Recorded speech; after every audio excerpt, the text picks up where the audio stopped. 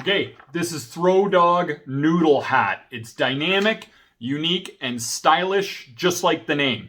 It's a Tabata workout, so every exercise is typically done for 20 seconds on, 10 seconds off, alternating for 4 minutes. We go through the exercises one at a time. It's best often to use an app to ring you through, or you can just use the rep number. Do that, take a 10-second break, do it again, take a 10-second break, whatever works best for you. It's a dumbbell workout. You can do it just about anywhere. Totally awesome workout. We're going to get started. The first exercise is a very unique one. It's the reverse lunge and side lunge combo. Now for this one here, you're typically going to be holding a dumbbell in the goblet position like this, holding it vertically and cupping the top end plate like you're cupping the basin, the upper basin of a goblet or a chalice. Okay? This is going to help you with your posture, and it's going to tighten the core the whole time. Now the first thing you do is you step 1 foot all the way behind you, 2 to 3 feet. You lunge down, step back up to the start. Then with the same leg, you step all the way out to the side and you do a side lunge, push back up to the start and repeat. Alternating sides just like this. You wouldn't be switching legs until the next set. So we're not alternating legs here. That's a lot to think about. So we just go like this, okay? Now with this one, a little way that you can make it more difficult is if you don't step your foot down in the transition spot. So if you just go reverse lunge, and then I don't step down, I immediately swing it out to the side, don't step down, right behind, that's gonna challenge your balance even further should you choose to step it up. That's the goblet, reverse lunge, and side lunge combo. Now the next one we're going to be going on to, stride stance, bent over row. So you're going to get into a long stride stance like this. Now if you look, my back leg is pretty straight. This hand is on the thigh for balance and I'm bent forward.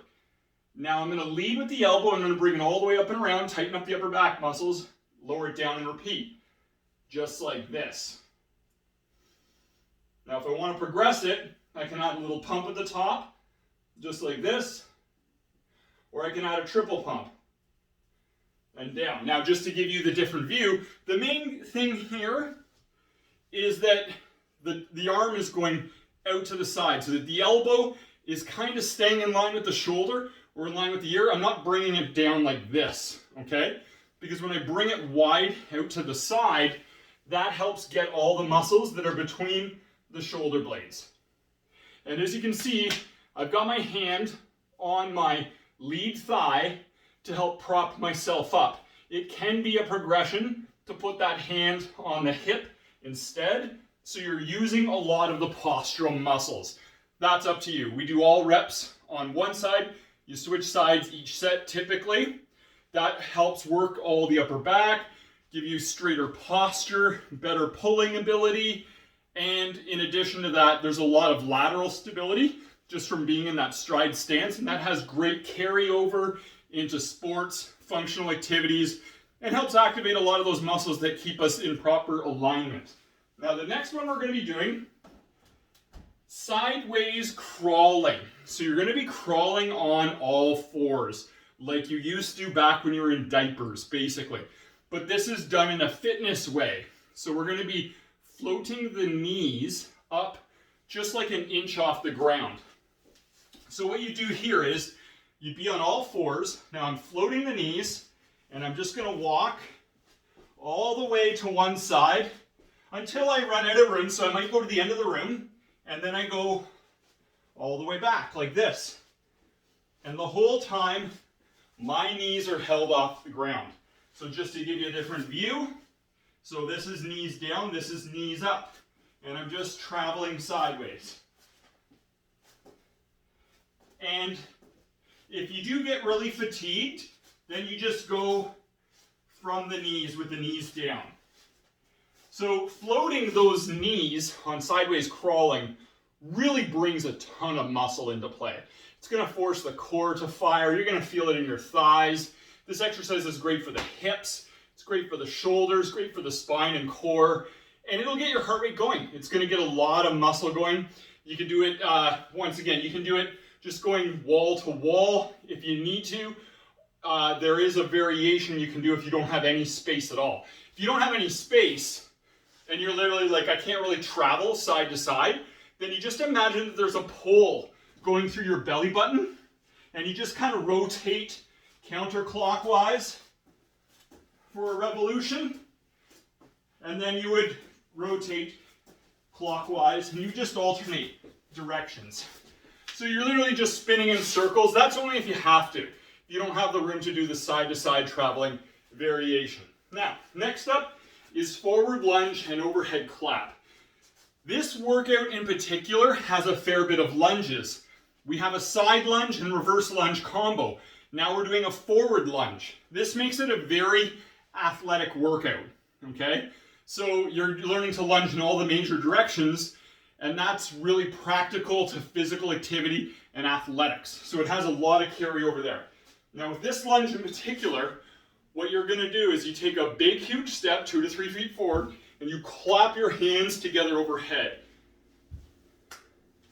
Just like this, okay? So you're getting some shoulder involvement in. I'm just gonna give you the sideways view. And alternating sides. Now as a progression, we could hold on to light weights. Very light weights, like 1 to 3 pounds.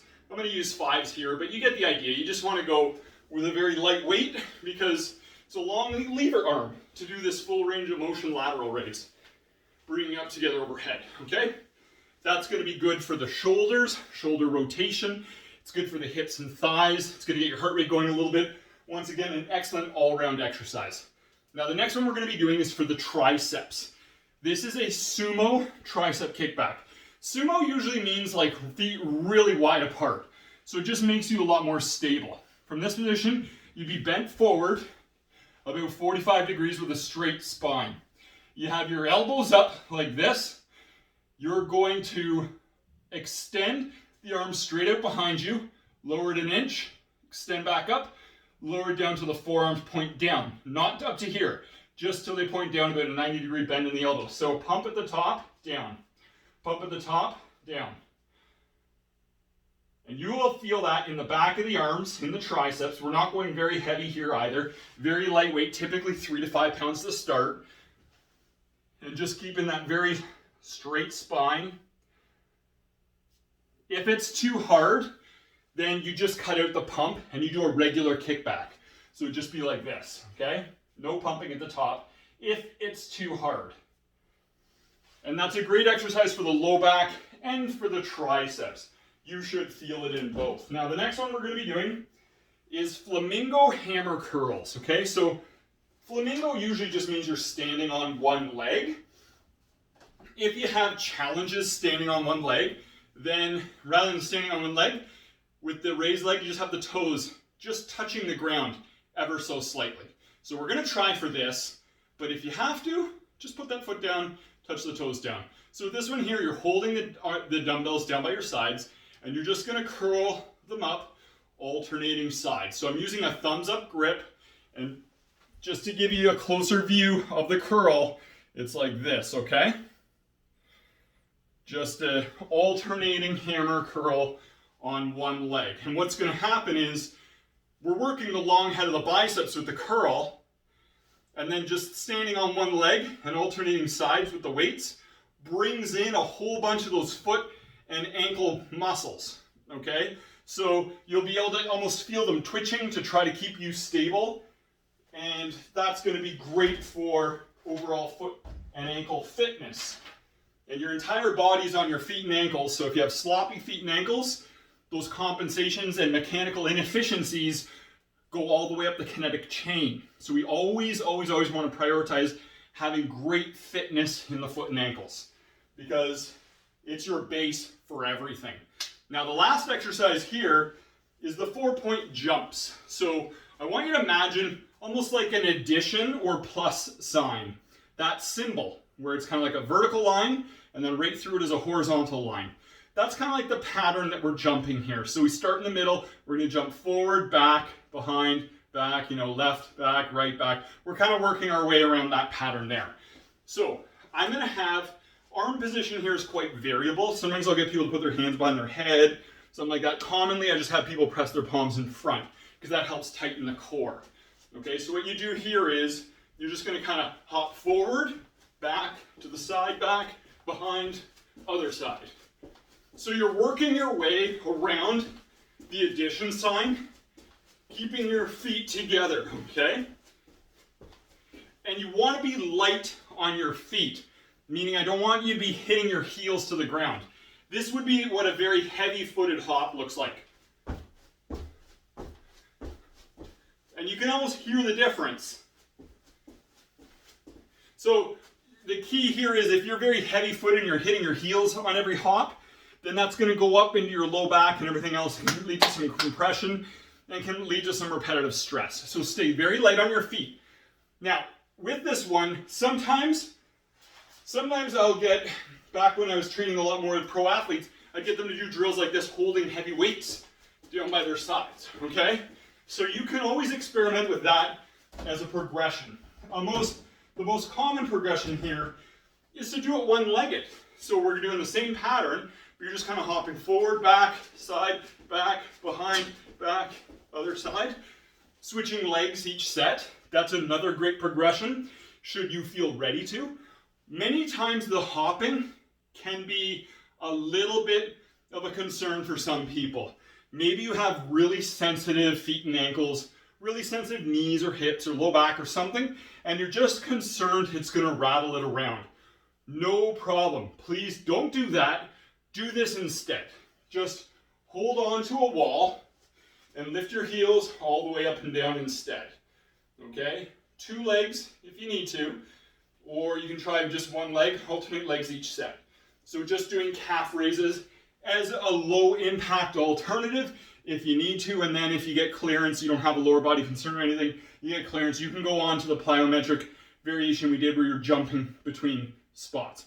So that concludes Throw Dog Noodle Hat. That's the name. Throw Dog Noodle Hat, a workout that's just as unique and unusual in name as it is in exercises. Of course, muscle confusion is a very, very well-known strategy for stimulating adaptation and results in the body, exposing it to new forces and angles it's not used to. This workout is great. It's got a lot of very unique exercises to challenge you, to help you get better results than you've ever experienced by challenging your body in ways you haven't challenged it before. So that's Throw Dog Noodle Hat. I'm sure you're going to love it. Rooting for you in the game of life.